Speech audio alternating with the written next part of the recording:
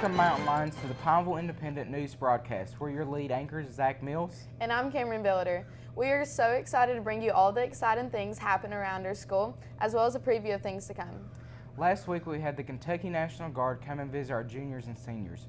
We would like to say thank you to them for joining us. And if you want any more information, reach out to Mrs. Foster or the recruiting staff sergeant, Michael Simpson.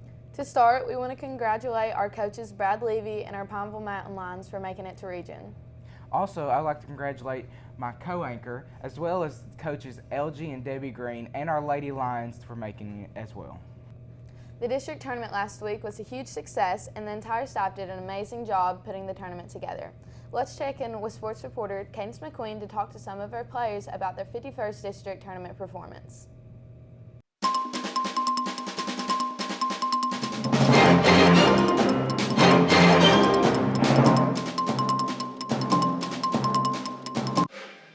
Both of your Mountain Lion teams have punched their ticket to region. I had the opportunity to talk to players of the game, Ava Arnett and Ashton Moser. Ava, you had a really big game against Lynn Camp, scoring 30 points with 8 threes. How do you feel about your performance? I thought that was one of my best games so far, but honestly, I couldn't have done it without my teammates. They knew when to hit me with a good pass, and they really contributed to my success that game. Ticket to region on Monday night. What are some excitements you have about playing at Corbin Arena? I think it's a great opportunity for our team to play in front of a big crowd. I don't think everybody realizes how good we actually are. And also, our girls team has never won a game at region, and I think we can break that losing streak this year. I'm here with Ashton Moser. He had a double-double last night against Knox Central. How do you feel about your performance? I feel that I came out and rebounded the ball very well and just played how I needed to on defense to get the win. And I think we did what we had to do and executed really good. Do you have any final thoughts? Yeah, I want to say just a big shout out to the student section and my team. We came out and executed, and I think our coaches, we were the most prepared for this game that we've been all year, and that was just really big for us and our win. This has been Cadence McQueen from Mountain Lion News. Come support your Mountain Lions at the region tournament. Friday's pre-K and kindergarten tea party was a great kickoff to Read Across America Week, and we can't wait to take a peek into what the rest of the week will hold. Let's go to Josh Beverly to hear about it and see the schedule, and look closely because there is a clue to the escape room hidden in the story.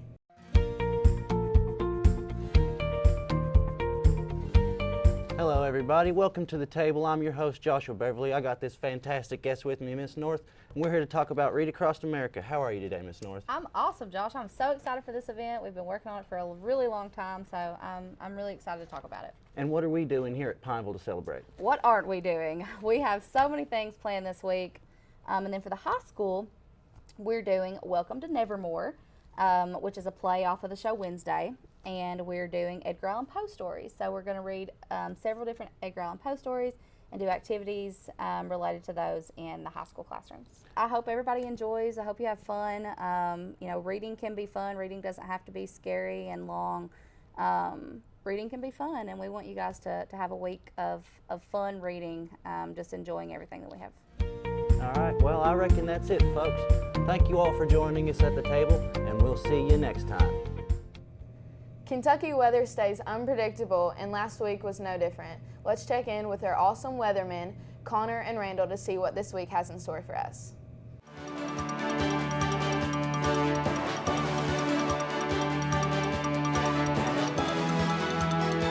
Hello, this is Mr. Cannoli. And I am Clumsy Phil, the man who has the world record of the clumsiest man on earth. And this is Mountain Lion News. So basically, before we get into the news, before we get into all this stuff, let's talk about the elephant in the room. This is not Mr. Knorr. This is Mr. Cannoli. Do not call him Mr. Knorr. Do not even think about Mr. Knorr. This is Mr. Cannoli. So don't even think about him. We fired him. He's over with. Goodbye. So on Monday, the 27th, it's going to be 67 degrees. There's rain.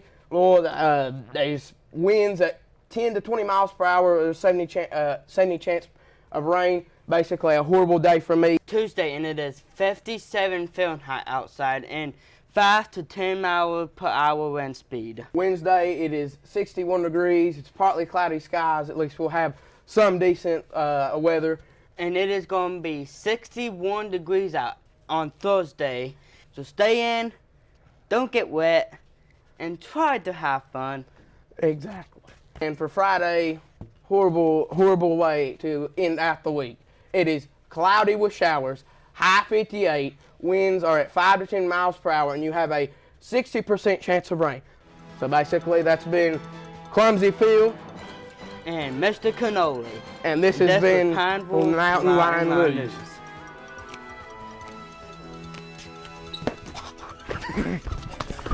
We love hearing from our students, so next is Jay North on the street.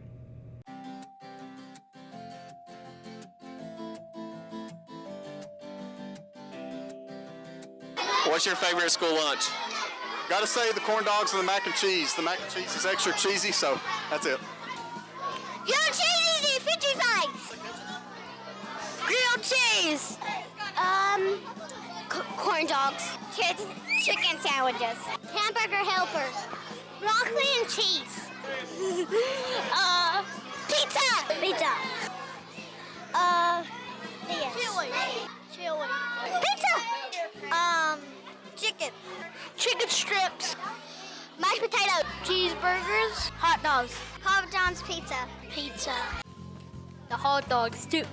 Chicken nuggets. Chicken nuggets and mashed potatoes. Papa John's pizza. Papa John's pizza. Papa John's. Sloppy Joe's. Hot dogs. Tacos. Tacos. Breakfast for lunch. Breakfast for lunch. Probably Papa John's pizza. Papa John's pizza. Macaroni. Scam. Garlic bread. What's your favorite school lunch? Yeah. Now it's time for our classroom corner with Mallory.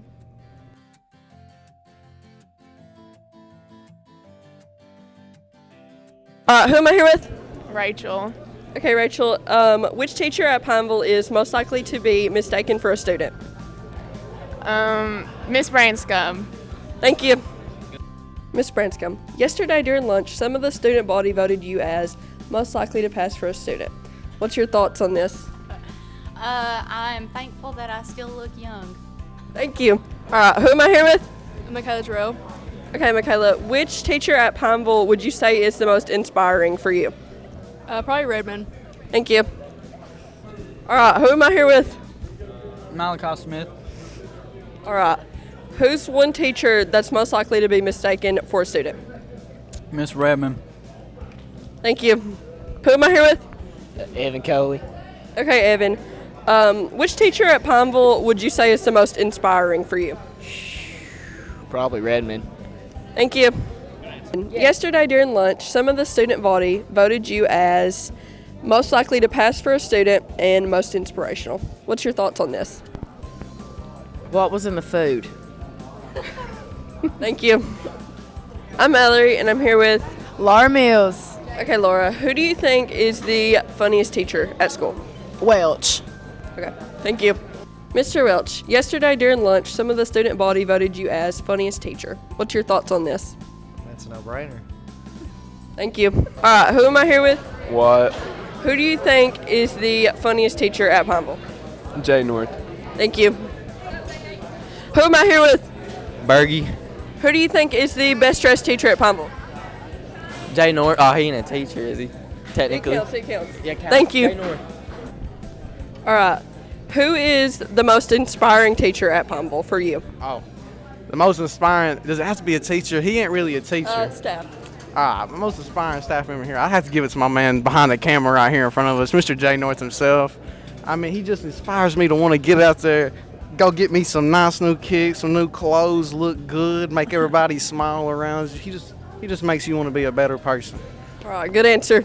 John North, yesterday during lunch, students voted you as funniest teacher, best dressed, and most inspirational. What are your thoughts on this? It's always been my life goal to get the approval of teenagers, so I appreciate it. Thank you. Baseball season is right around the corner. Let's head over to Superintendent Russell Thompson, who sat down with Coach Six Eye this week.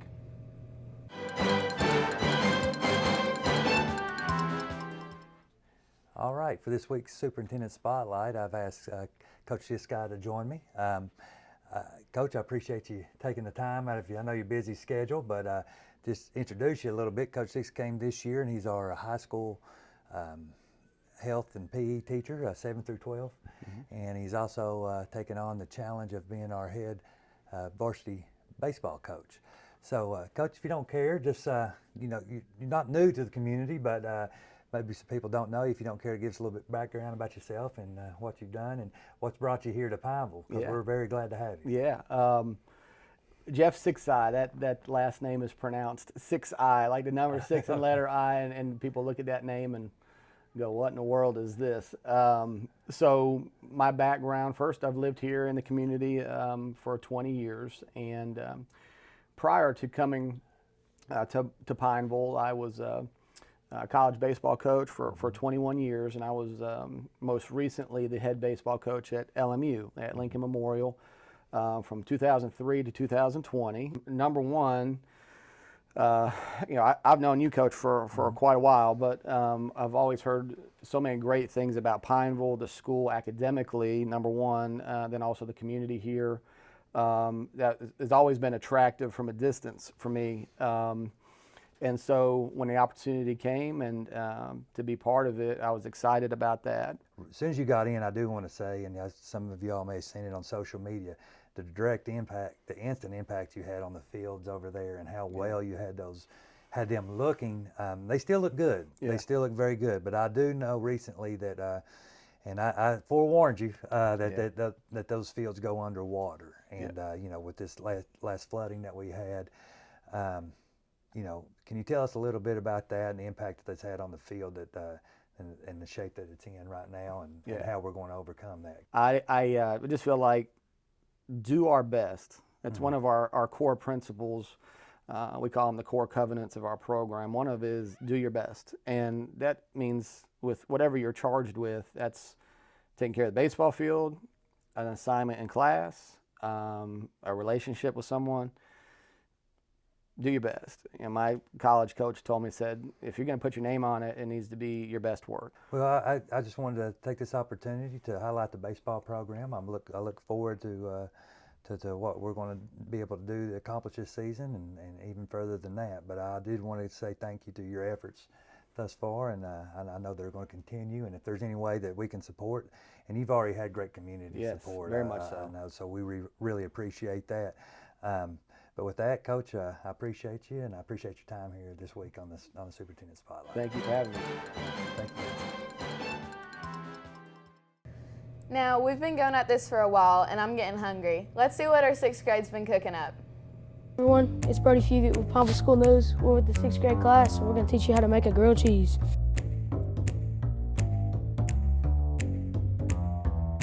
So you get the grilled cheese, get the piece of bread, shake it up good, get the butter,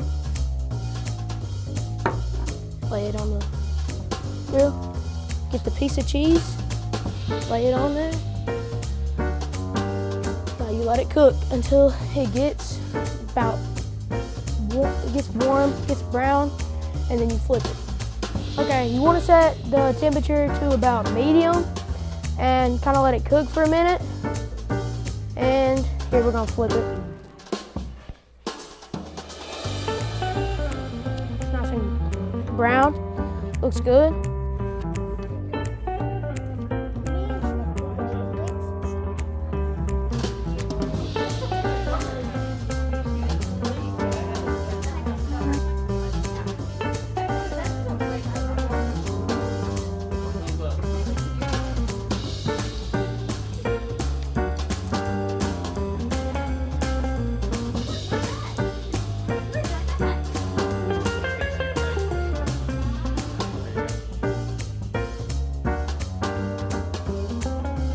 This is Brody Fugit, and this is how you make a perfect grilled cheese. Man, they look good. For our final segment, we are excited to bring you a new column, Frisky Business, with Teresa and Jamie. Okay, so this past week we were lucky enough that we've been working with our Bell County Extension office, and they've come in a couple different times throughout the year, but this week we had Rebecca Miller and Tansy Rader, which went into our preschool and our kindergarten classes, and they introduced what's in a doctor's bag, because going to the doctor is a little scary for younger students, so we're trying to make them familiar and friendly with those little audioscopes and stethoscopes and temperature takers. You know, as a kid growing up and everything, I was terrified to get shots and just anything to do with the doctor and everything. I was pretty scared about it. And, you know, it teaches these kids, you know, those people aren't scary to, you know, to go in and to get a shot or maybe to, you know, to get an exam and everything. It really, you know, makes them feel comfortable in the setting that, you know, that puts them in. This week we have a lot going on. There is First Priority in Redmond's room every Friday at lunch. The men and women's basketball teams will both be playing at the arena this week. Check out the brackets and be sure to support your teams as they both fight for region champions. Seniors, there are several scholarships due in the coming weeks. Be sure to check Google Classroom frequently to stay up to date on the deadlines. We hope you enjoyed this edition of the Mountain Lion News. Check us out on YouTube for extended interviews, highlights, and more. If you're interested in joining the Mountain Lion News broadcast, talk to Mr. or Mrs. North. We will see you next week.